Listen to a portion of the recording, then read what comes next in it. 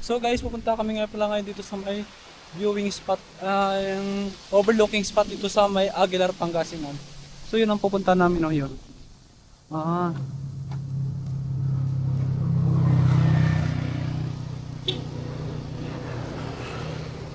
So yan pupunta namin guys, so yan. Kung makikita nyo guys, yan. Ang ganda na guys ng pupunta namin yan.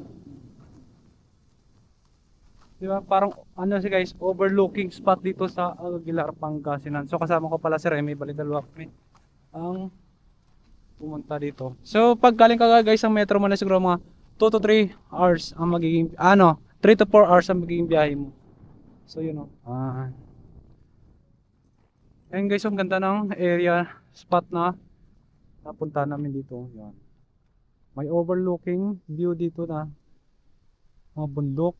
Tapos ang ganda ng scenic viewing niya. Parang ano si guys, overlooking spot dito sa Aguilar, Pangasinan. So kasama ko pala si Remy Balidalwakmi ang pumunta dito. So pag galing ka guys ang metro mo na siguro mga 2 to 3 hours ang magiging 3 to 4 hours ang magiging biyahe mo.